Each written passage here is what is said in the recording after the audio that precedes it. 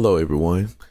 We get ready. This is St. Des, and we get ready to do pretty much an in-depth over the game Axis Football, and this is year 2024. And one of the things I like about Axis Football 24, I've been a part of, trying to understand and learn more about the game and what the developers are doing with it. And it has progressed pretty much each and every year that I've, actually have played it. I think I played ever since like 2021. And one of the things that I like about what they're doing is the developers are very active with the community. They have their own Discord, they have forums, they have things that when a particular customer or a group of customers are actually have issues or problems, they try to address them right then. And one of the things I want to state real quick before we go any further, if you're looking for this to be Madden, this is not Madden. This is a game that the developers are actually trying to make their own. So this is, don't even want to try to say that it's going to be on the same level as Madden. This game is trying to be its own entity, its own creation. And one of the things I like about their vision and what's different between Axis Games with their vision of this particular game, Axis Football, and where EA is with Madden. EA Sports and EA in general have got what we call passive income. Right now, they know that automatically all they have to do is slap Madden on any game. It could be pretty much a game 3 years, that was prior, kind of changed 2 or 3 things. And because of the NFL license and because it has the name Madden, it's going to automatically sell, regardless if it's a good game or not. And that is not a good thing, even though you continue to hear stories about a lot of the, developers want to do more. It's just strange and funny that with all of the resources and money that EA has, the developers use the excuse that they're not able to put in the time and effort in the game like they want to make it a good product. But then you have this developing and striving, developing team and game studio, Axis Games, that is taking a football game and has been able to upgrade it and rebuild certain aspects of that game each and every year to make it a better product each year.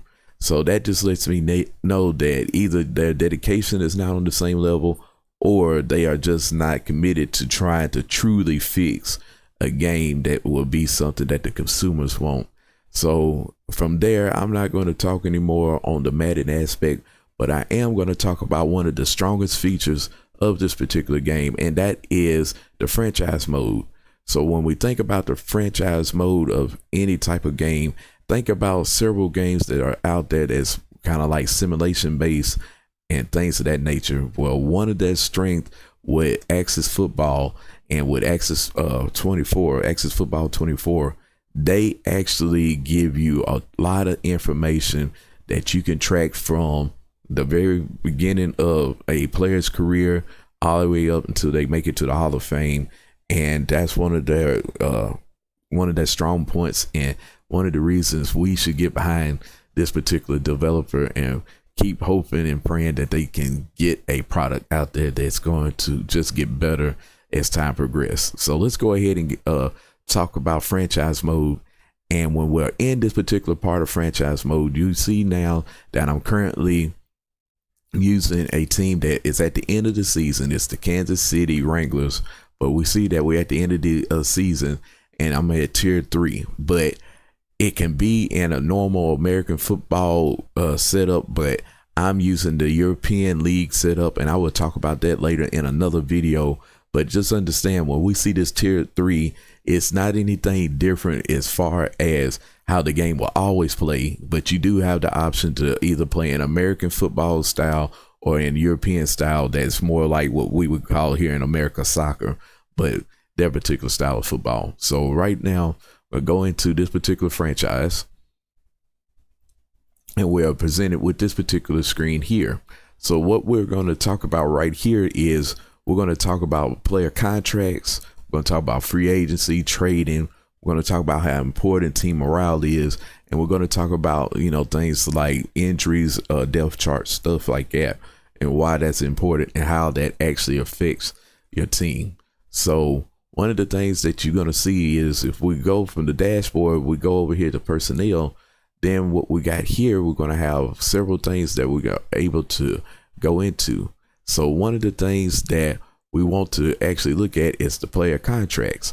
Now, I did have an example that I was using, but I actually don't have it anymore because the recording I had earlier actually messed up. But when you go into player contracts, what you actually have is an option to sign all your players, and you're able to sign them, to an extension or to, and I can't say extension, you're able to sign them to and keep them on your team. And you're able to see that there is someone that's about to leave if you don't try to redo their contract. And one of the first things you see the player, how many, how old he is, what the current salary is, and how many years is remaining on the contract.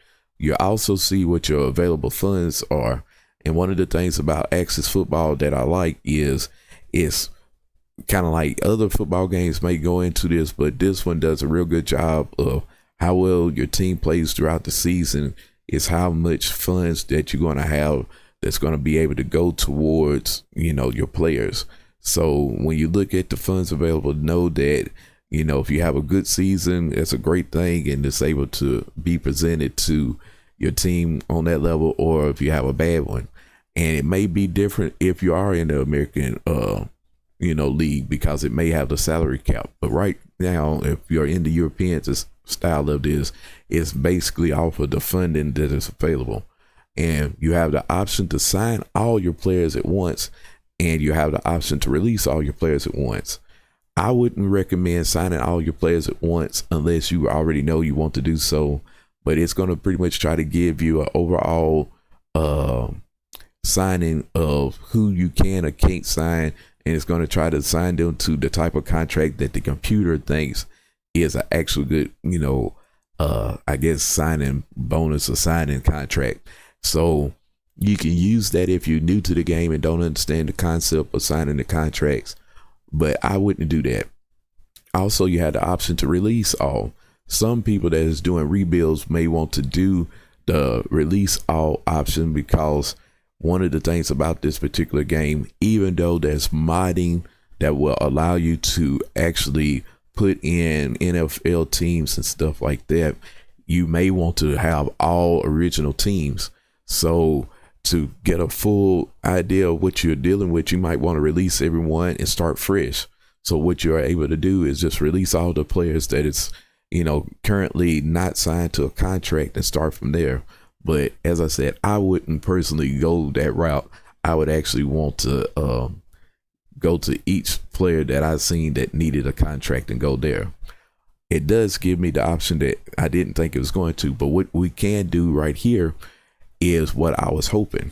So right now we have Craig Olsen, and when we see Craig Olsen, we see that his overall is a A-.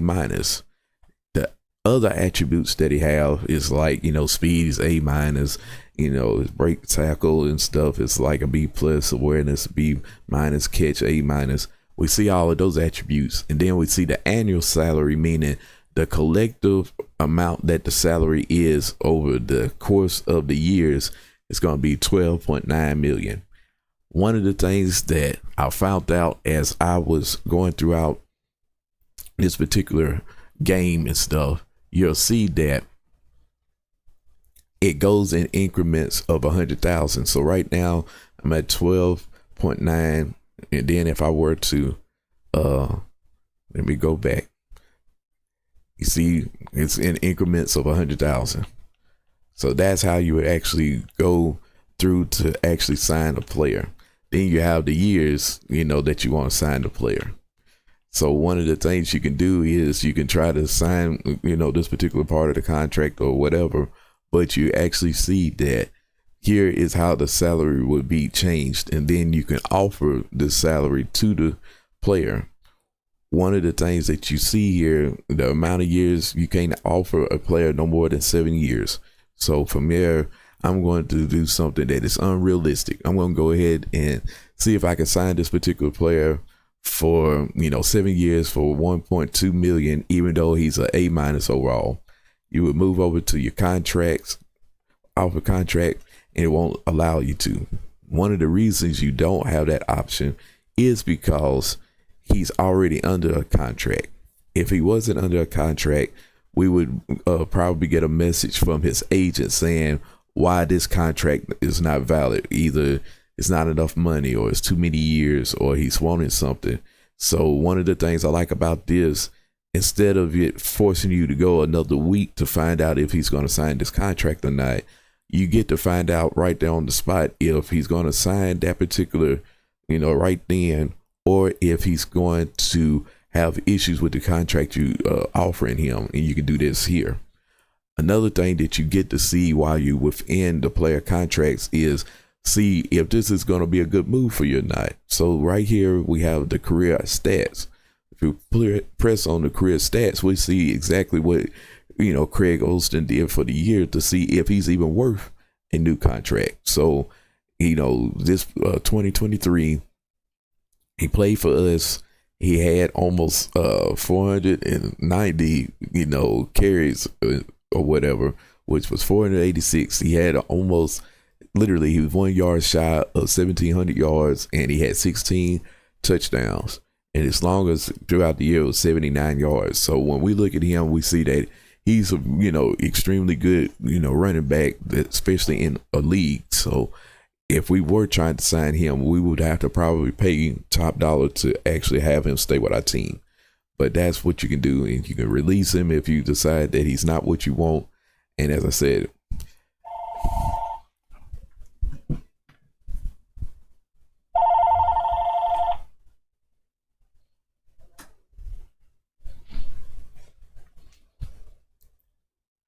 okay, so now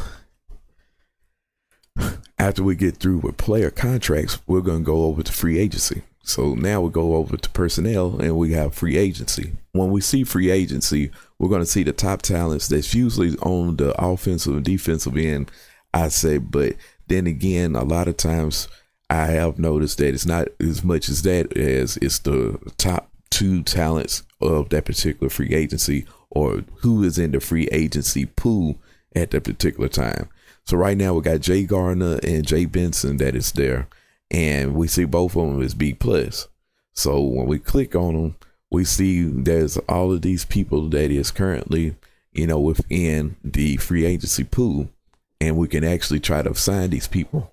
So right now, when we look at the offensive lineman, we see Johnny Gardner, who was the Jay Gardner, and we see the Jesse Benson, who was the Jay Benson. Both of them are here, and they have great stats. So one of the things we're going to do, we're going to go to Johnny Gardner and see if we'll be able to sign him. When we go in there, we see more of his attributes, but we also see teams that are interested in Johnny Gardner. So one of the things you got to remember whenever you're in a free agency is not only are you going to be able to sign him for the contract that he's worth, but if he already has more interest, you got to outbid the team or teams that is interested in him. So right now, to sign Johnny Gardner, we would have to actually outbid, Green Bay, and we would have to outbid Denver to get it. I'm going to lowball it to kind of show you what would happen. Because right now, when you see this and you offer a contract, it actually allowed us to sign him for 7 years. But then I can sit here with Jesse Benson, and I'm going to go extremely low because I want to show you what happens if the contract is not what the particular player is wanting when it's with, going against another set of teams. But always remember that over there in your top right-hand corner is showing you how much funds you got available to sign these particular players. So right now, that should not be a contract that Jesse Benson is going to want. So if we try to get this contract, we see that he signs with Green Bay right there at the top of the names.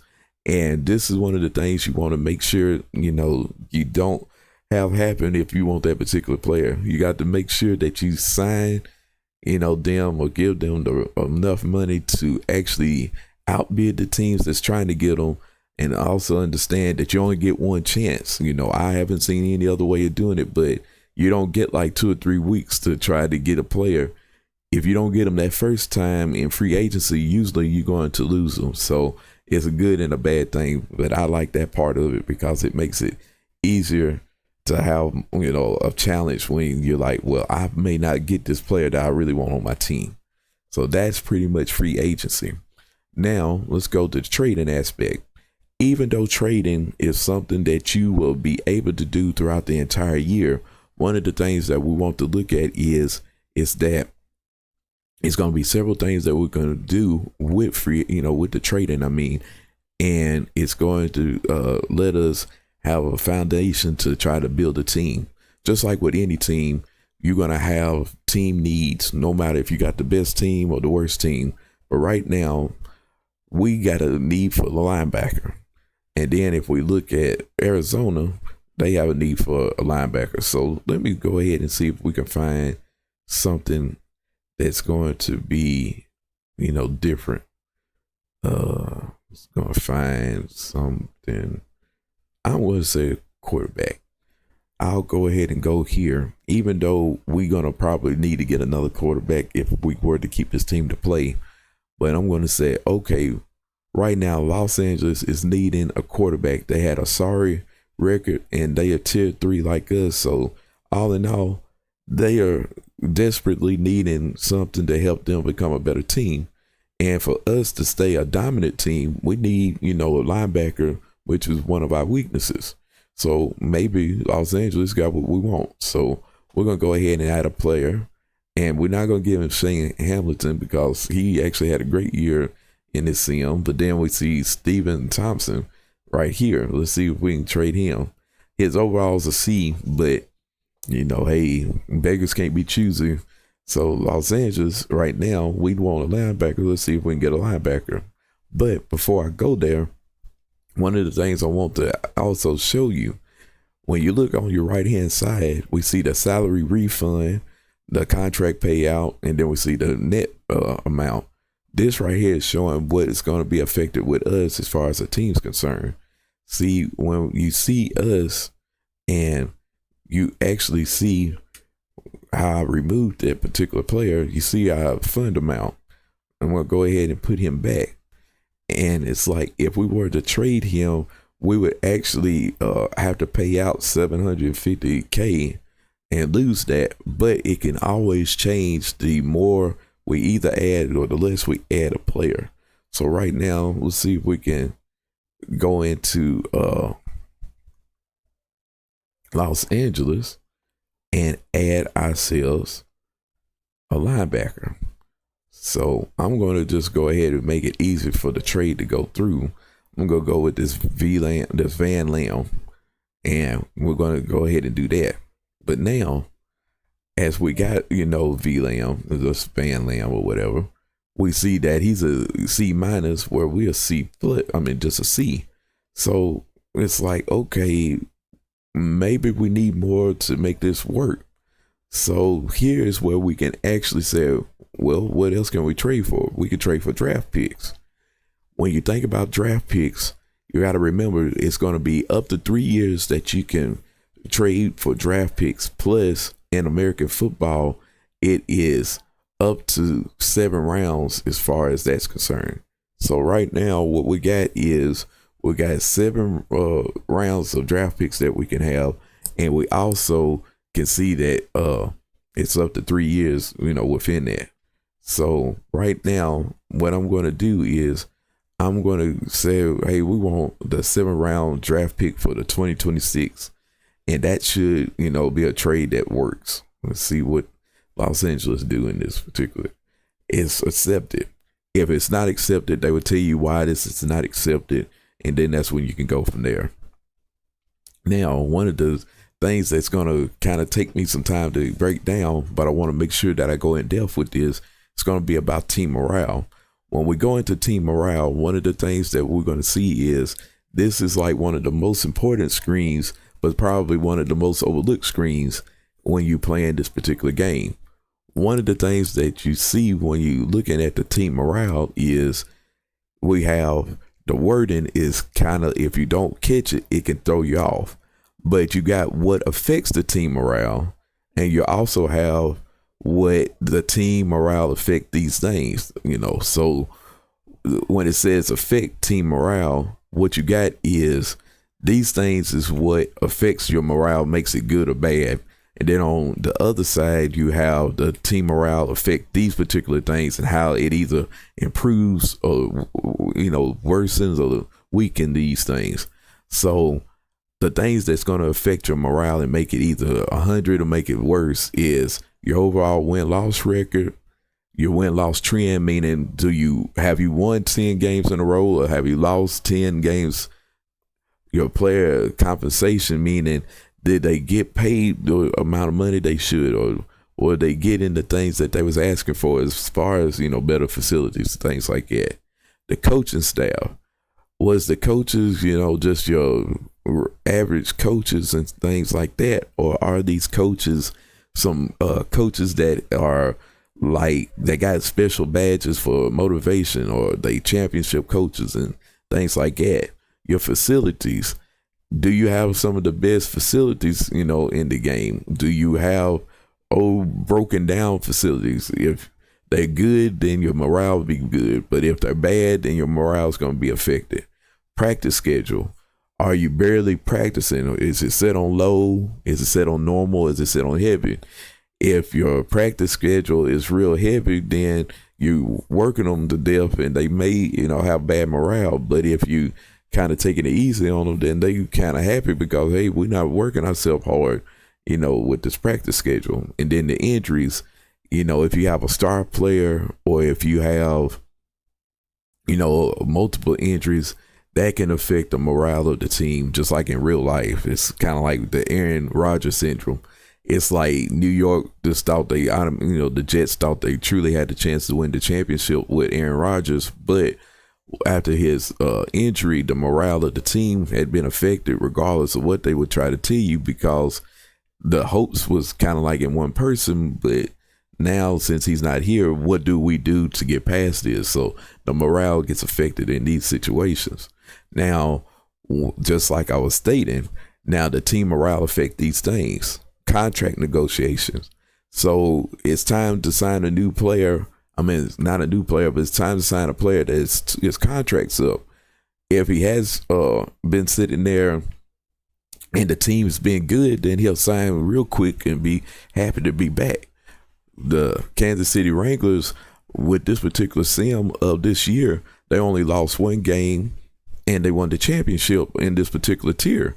So anybody that I would try to sign more than likely would want to come back.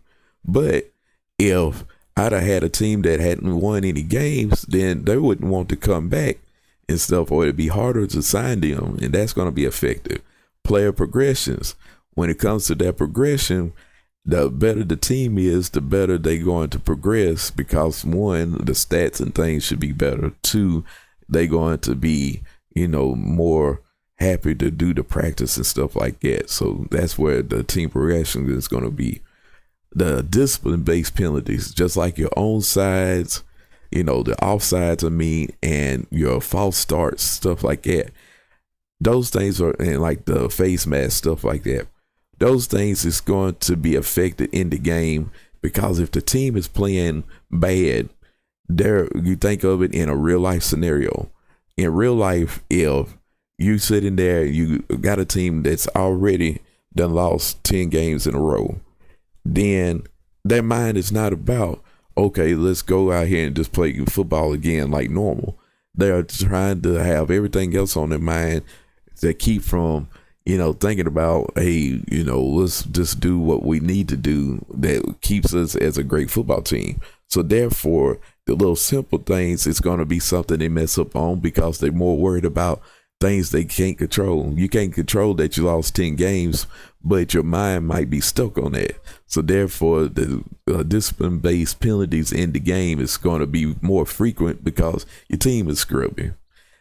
The injury recovery time, just like in real life, if you're sitting there on the team and you're actually doing good, you as a player is going to want to get back quicker because you want to be a part of a winning team. But if you're on a team and they're doing bad, then the recovery time is going to be slower because you're like, why do I want to hurry up and get back into a football game with this particular team when they can't win not one game? So that's where, that recovery time comes in. Free agent negotiations. Why is that a big deal? If you have the top quarterback in free agency, if you're a top team, then that particular quarterback would be quicker to sign with you because he may say, I'm the missing piece for that team being a championship contender team, or I can help them continue to stay being a championship contender team. But if you're the worst team in the league and it's time for you to sign a top quarterback, then what's going to happen is a quarterback is like, why do I want to go to a team and they can't win, and the only good person that would be here on this team is me? So that's why when you get to the free agent negotiations, it's going to be harder to sign top talent and top free agents because they don't want to go to a bad team. Practice effectiveness. Again, you're not going to want to practice hard if you're on a sorry team. And just like in real life, yeah, you'll practice because it's your job or because that's what you're supposed to do, but you're not going to benefit by doing so. So that's one of the reasons you want to make sure that, your morale is up. And just like I said, the team chemistry and synergy, that's the main thing that's affected, because if you have a team that is affected as far as the team chemistry is concerned, one of the things that you're going to get there is you think of all these great teams in the past. You take like the New England Patriots back in the past. You take like the Cowboys in the past. You take like the Kansas City Chiefs here in recent times.